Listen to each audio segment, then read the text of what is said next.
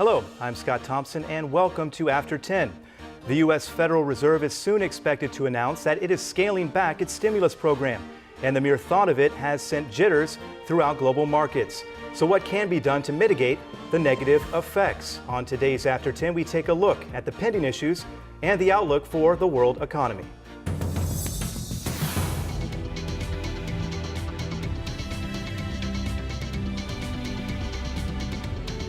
Each government is paying close attention to whether the U.S. will taper off its quantitative easing program, and the Korean government has been actively searching for effective countermeasures.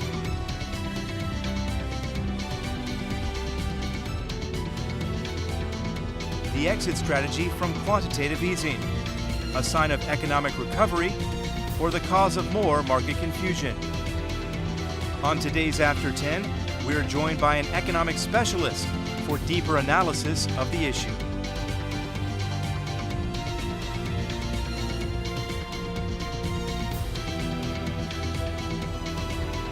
And we are joined today by David Jun, co-CEO and CIO of KDB Asset Management. Thank you for being on the show. Thank you for having me, Scott. Now, in an interview you gave back in August, you said that 80% of the world economy would enter a crucial stage within 6 months. Do you still hold that belief today? Yes, I do. And why is that? Well, in order to answer that question, you actually have to sort of take a really big step back and take a satellite view of the global markets and economy over the past 30, 40 years. We have had 30 years of never-ending liquidity expansion. That's coming to an end.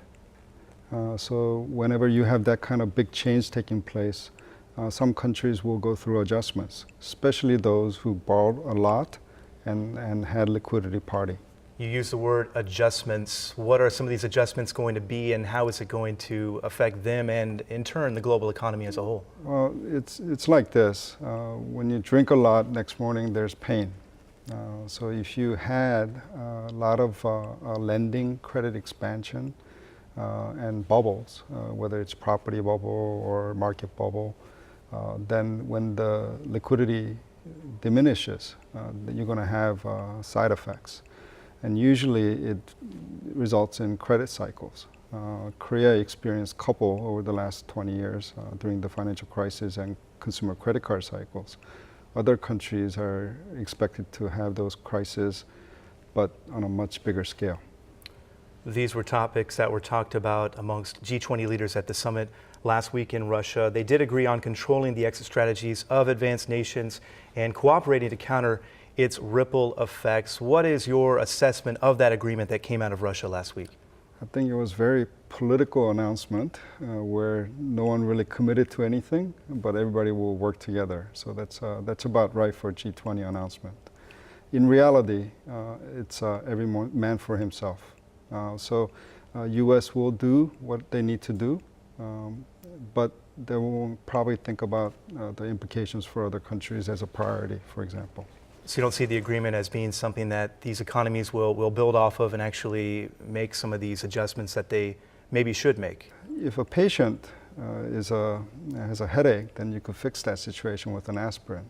But if you need to get on an operating table, you have to get an operation. So some countries with minor bubbles will be able to adjust. But some countries that are beyond that will go through hardship.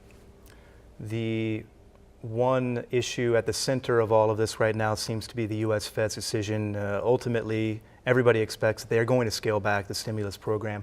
The U.S. Federal Open Market Committee is scheduled to meet next week. Do you think that that announcement will come at that time? I think a lot of people are focusing on what they are going to do in terms of how much they're going to reduce, if at all they're going to reduce. I don't think that's the key question. I think the key question is they won't be increasing. So if you have a situation where they do not increase, then you don't have growth in liquidity. So as soon as they said they're not going to increase, I think the global market paradigm shifted. You mentioned about some countries having difficulty. Fed hasn't done anything. Some of these countries are having major currency crisis and liquidity crisis. Why? They were set right if liquidity were to continue to increase.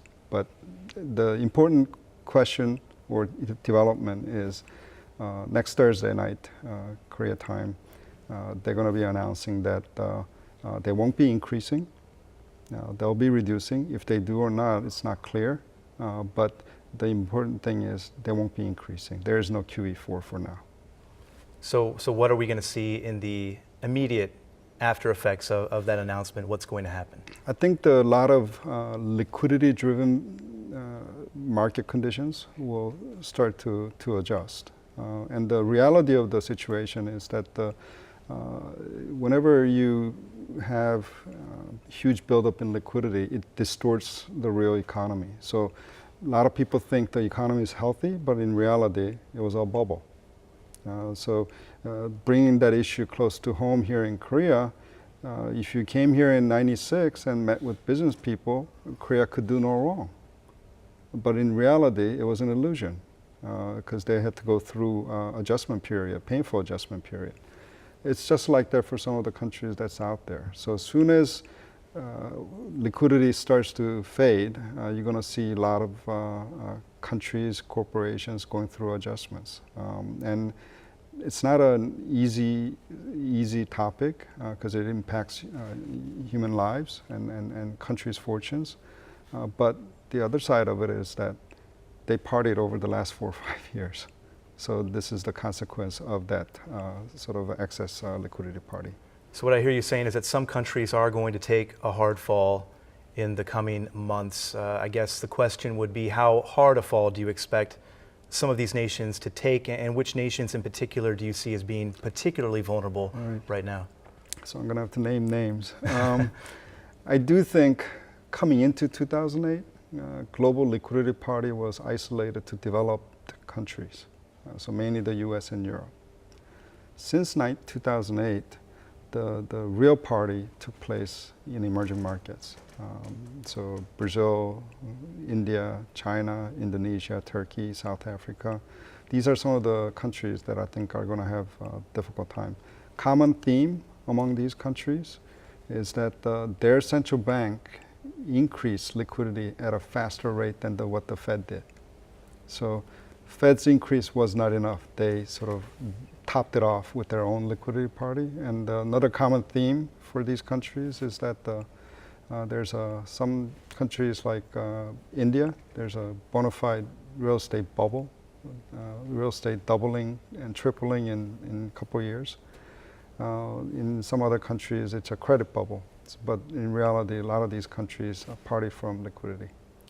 In talking about liquidity, why have so many leading nations focus so much on liquidity in sort of trying to resolve these economic crises that are popping up? What's the reason behind that? Since 2008, the main growth engine for the global economy has been credit. So unless you borrowed, you can't grow. And since 2008, a lot of countries were set to slow down sharply. So what politicians have figured out is that, hey, if I use liquidity, I could keep the economy going, and that would benefit me as a politician. So this may be a different topic than what you had in mind, but in reality, the liquidity party is a political decision to not accept normal business cycle. Because business cycles in the past had cleansing effects. So the weak companies and weak agents would leave the economy and the strong would gain market share. So it was a normal process. But when was the last time we had a business cycle? You use liquidity to dampen the business cycle. So here we are. Last 4 or 5 years, we had liquidity-driven, liquidity-induced growth. And now we're going to sort of have to sort of sort out what was real growth and what was fictitious growth. Some would also say that the world is finally now entering a phase of recovery, a state of recovery. Would you agree with that assessment? I arrived in Korea last year around this time. I asked everybody that I met, what do you think about what's going to happen next year? They say, oh, it's going to be better than 2012. And I say, why? US is going to improve, this is going to happen, China is going to do this, so Korea is going to be better. Here we are asking same question about next year. And if you stop 10 people on the street and ask them, okay, do you have a strong view on 2014? People will not have a strong view, but they will have a general sense that things will be better. Whenever you have downturn in credit, it will cut back on growth. That always has been the case over the past 25 years in the financial industry. All the credit cycles I analyzed, that has always been the case. So one thing that's for sure to me coming up in 2014 is growth is going to be a scarce commodity.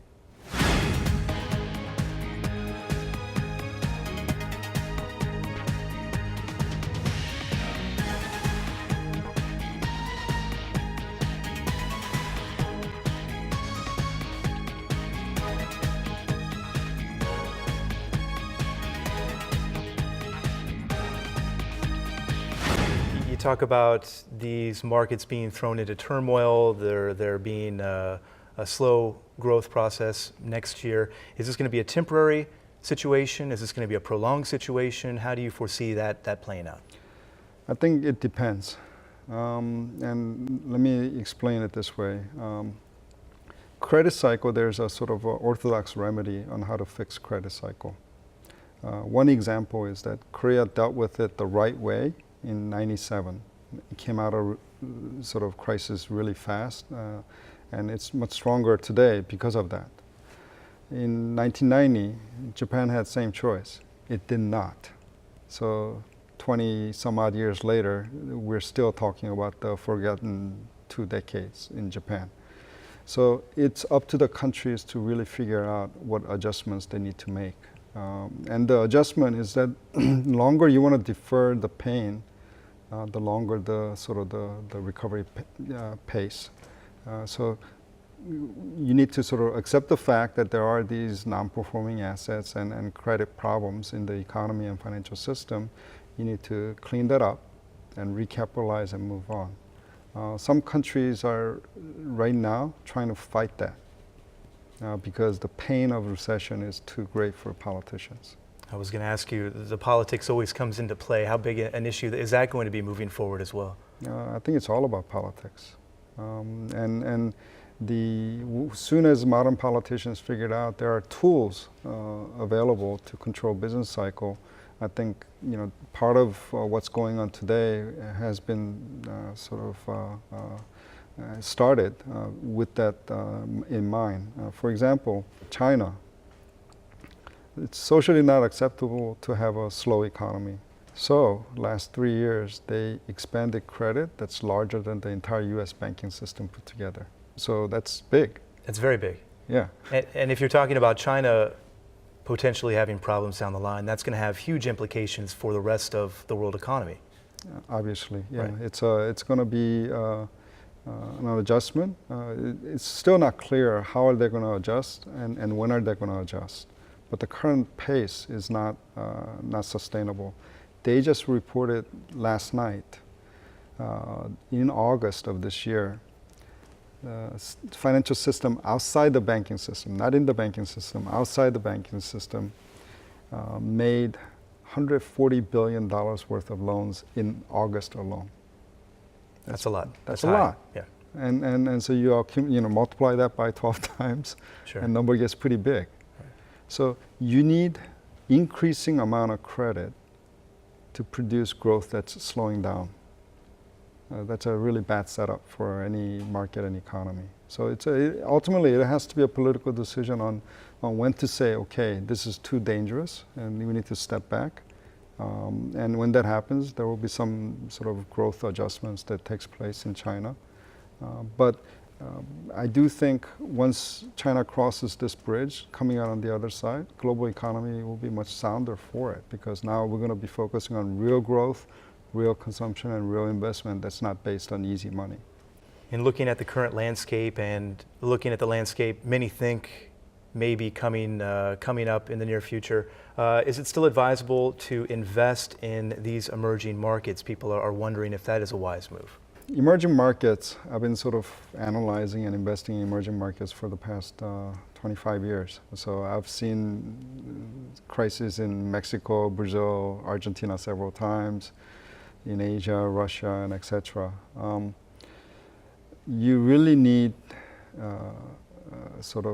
expertise when you're investing in emerging markets, especially from Korea's perspective, because now once you start putting money to work in emerging markets, you have multiple risks that you need to think about. You have country risk, then you also have market risk, then you also have currency risk. It's the currency risk that's sort of unmanageable at the current point. So it's, if you can't really manage risk, I would strongly recommend not taking on risk. Let's turn our focus to Korea for a moment and how they're responding to all of this that's going on right now. How would you assess the way Korea is positioned right now and positioned for what you're describing may, in fact, come down the line here, Sure. this doom and gloom scenario?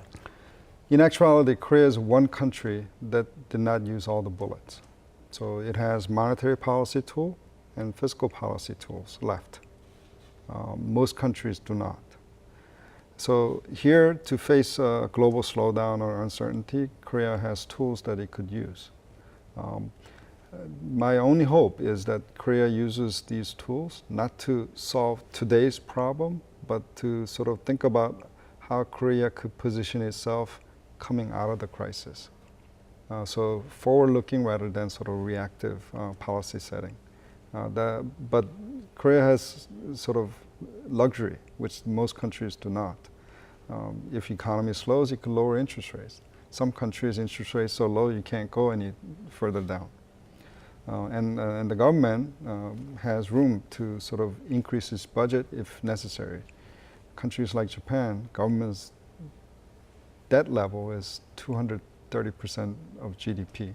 So they can't really borrow anymore, but they're still talking about borrowing more. But in any case, coming back to Korea, it's in a strong position. But we have to realize that we have a solid boat, but when water's turbulent, it'll be shaky.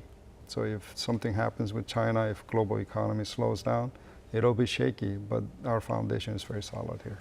So this could very well be an opportunity then for Korea in many respects, is what I hear you saying. It is an absolute opportunity. And it's one of those situations, like when you play baseball, if you sort of swing at every pitch, probability of strikeout goes up. But if you sort of wait for the pitch that you know you could hit well, and if it's coming down, then you better swing at it. From Korea's perspective, thinking sort of from an economic evolution that's taking place in Asia as well as the global economy, this is a fast, fat one coming down the middle. Korea better get the home run swing out.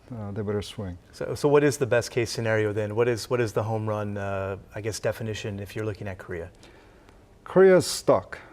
If you sort of take a look at the big picture, when I first immigrated to the States in the early 70s, at stores I saw Sony products and electronic products from Korea. And the image that I have is looking at Samsung Electronics products today versus some of the electronic goods coming out of China. So Korea has sort of moved on to another level.